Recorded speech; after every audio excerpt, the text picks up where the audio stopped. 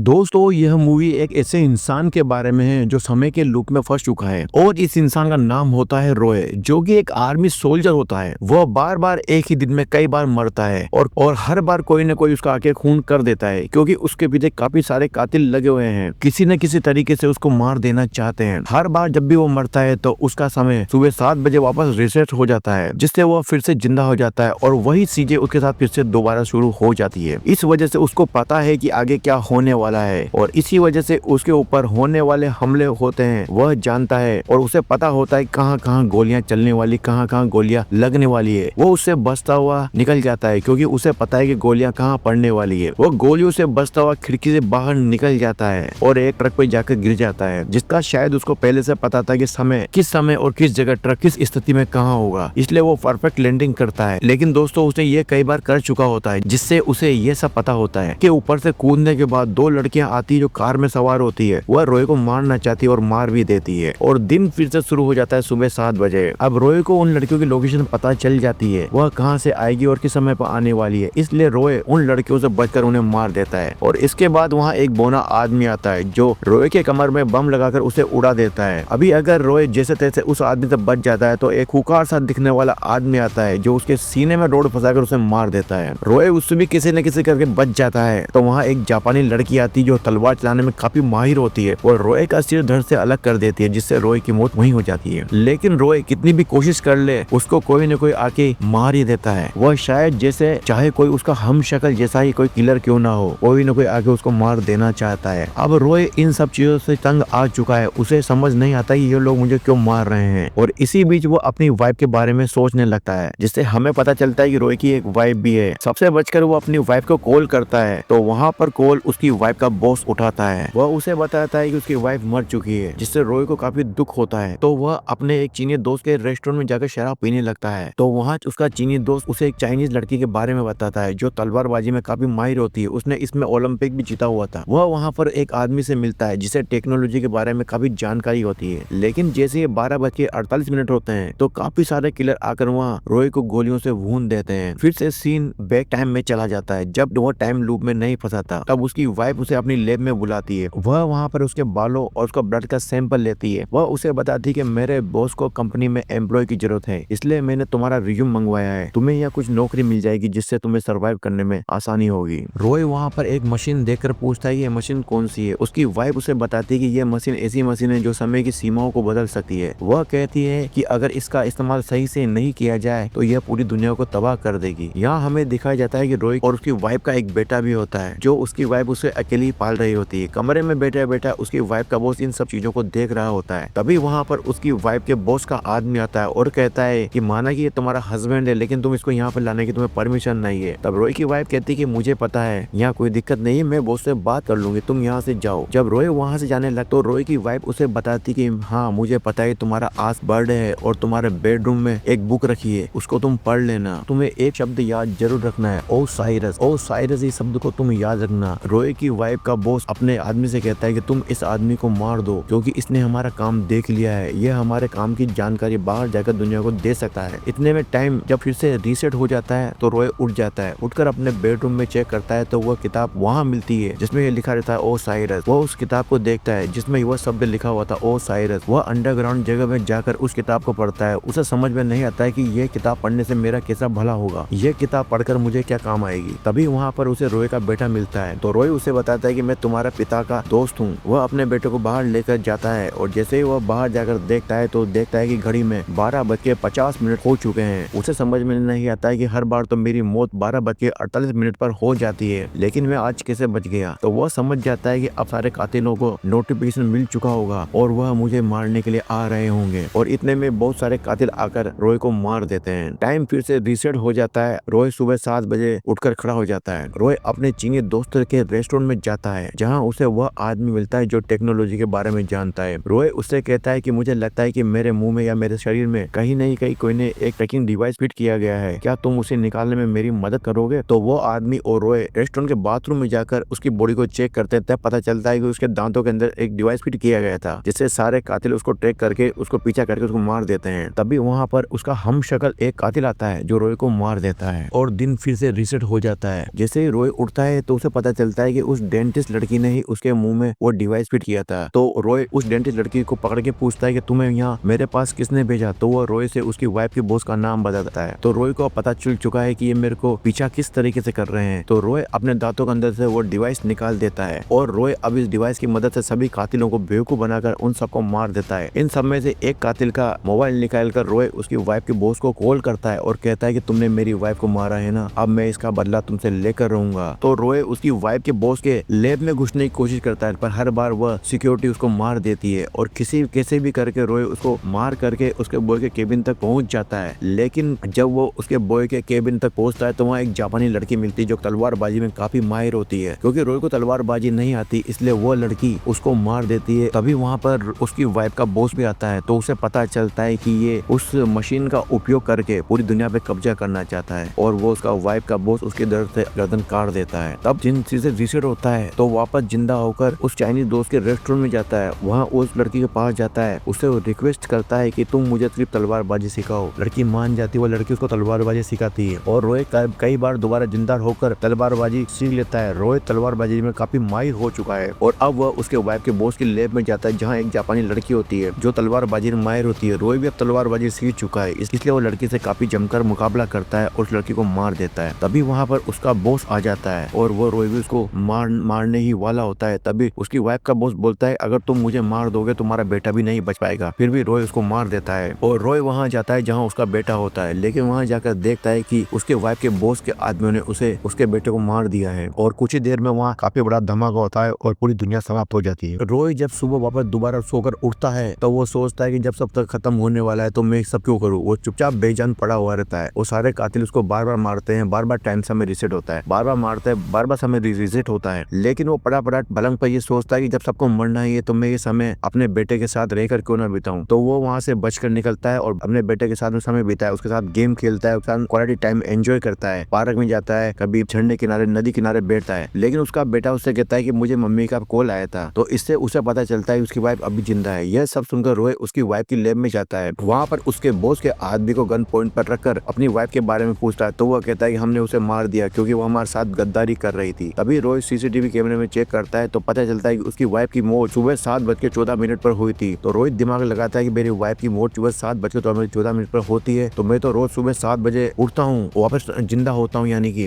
और क्यों ना मैं खुद को गोली मारकर दोबारा टाइम रिसेट कर लेता हूँ। तो वो इसलिए खुद को गोली मार लेता है और दोबारा समय रिसेट करके सुबह 7 बजे उठकर सुबह 7:14 से पहले ही और मशीन गन वाले आदमी को मारकर हेलीकॉप्टर से लेकर उसकी वाइफ की लैब की बिल्डिंग में चला जाता है और रॉय बड़ी मशीन गन लेकर बिल्डिंग में सारे कातिलों को मार देता है जो उसको मारने वाले थे। 7:14 पहले से ही उसकी वाइफ तक पहुंच जाता है और उसकी वाइफ को बचा लेता है। उसके बॉस और उसके आदमी को मार देता है। उसकी वाइफ उसको गले लगा लेती है और कहती है कि मैंने ये सब कुछ किया था, तुम्हें टाइम लूप में फंसाया था क्योंकि मैं जानती हूँ तुम ये सब कुछ कर सकते हो, पूरी दुनिया को बचा सकते हो। मैंने तुम्हारे डीएनए को मिलाकर कुछ इस मशीन के अंदर डाला था जिससे यह सब हो रहा था और अगर तुम मशीन के अंदर जाओगे तो यह धमाका होने से बच जाएगा। रॉय की वाइफ कहती है कि मैं तुम्हें जैसा बनाना चाहती थी तुम वैसे एक अच्छे इंसान बन चुके हो। तो अब रॉय उस मशीन के अंदर चला जाता है और उस मशीन की खराबी को सही कर देता है जिससे पूरी दुनिया बच जाती है। तो दोस्तों यह मूवी यही समाप्त हो जाती है। तो दोस्तों आपको ये हमारी मूवी कैसी लगी? अगर अच्छी लगी तो प्लीज हमारे चैनल को लाइक करके सब्सक्राइब जरूर करें। धन्यवाद।